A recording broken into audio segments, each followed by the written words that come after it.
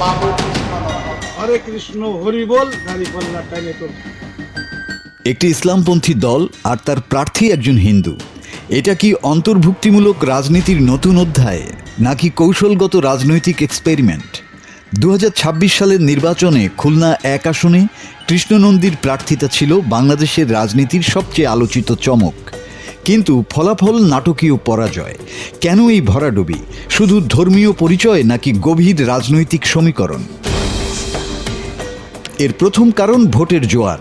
এই নির্বাচন ছিল আবেগের নির্বাচন, পরিবর্তনের নির্বাচন। ধানের শীষের পক্ষে খুলনায় তৈরি হয়েছিল শক্তিশালী গণজোয়ার। বিএনপি প্রার্থী আমির এজাজ খান পেয়েছেন 1,21,000-এর বেশি ভোট, আর কৃষ্ণনন্দী থেমেছেন প্রায় 70,000-এ। এটা শুধুই সংখ্যার লড়াই ছিল না, এটা ছিল ঢেউয়ের বিরুদ্ধে সাঁতার কাটার চেষ্টা। সেই ঢেউয়ে জামায়াতের প্রার্থী ভেসে গেছেন। দ্বিতীয় কারণ আস্থাহীনতা। খুলনা 1 আসন একটি হিন্দু অধ্যুষিত এলাকা। দীর্ঘদিনের রাজনৈতিক স্মৃতি, অতীতের বিতর্ক সব মিলিয়ে সংখ্যালঘু ভোটারদের মনে রয়েছে এক ধরনের ভয় ও সন্দেহ। জামায়াত একজন হিন্দু প্রার্থী দাঁড় করিয়ে বার্তা দিতে চেয়েছিল, আমরা বদলেছি। কিন্তু ভোটাররা কি সেই বার্তা বিশ্বাস করেছেন? অনেকেই এটিকে দেখছেন কৌশল হিসেবে, আন্তরিক পরিবর্তন হিসেবে নয়।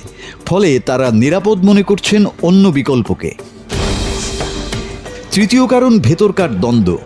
একদিকে ধর্মভিত্তিক রাষ্ট্রের কথা, অন্যদিকে ভিন্ন ধর্মের প্রার্থী। এই বৈপরীত্য সাধারণ ভোটারের মনে প্রশ্ন তুলেছে। দলের কট্টর সমর্থকদের একাংশও অস্বস্তিতে ছিলেন। অন্যদিকে সংখ্যালঘু ভোটাররা ভেবেছেন প্রার্থী বদলেছে, কিন্তু দল কি বদলেছে? সুতরাং কৃষ্ণনন্দীর পরাজয় কেবল একজন প্রার্থীর হার নয়, এটি একটি রাজনৈতিক বার্তা। রাজনীতিতে শুধু চমক দেখালেই হয় না, তাছাড়া সবসময় শুধু কৌশলে কাজ হয় না। মানুষের মনে স্থান পেতে লাগে সময়, ধারাবাহিকতা আর বিশ্বাস। সুতরাং কৃষ্ণনন্দীর পরাজয় কেবল একজন প্রার্থীর হার নয়, এটা জামায়াতের দীর্ঘদিনের ইমেজ সংকটের প্রতিফলন।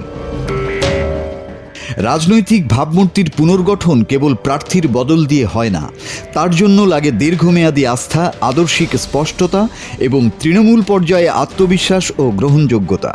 ফলে প্রশ্ন থেকেই যায়, জামাত কি বাহ্যিক পরিবর্তনের বাইরে গিয়ে মৌলিক রাজনৈতিক রূপান্তরে যাবে? মাসুদ হাসান, বাংলা টিভি।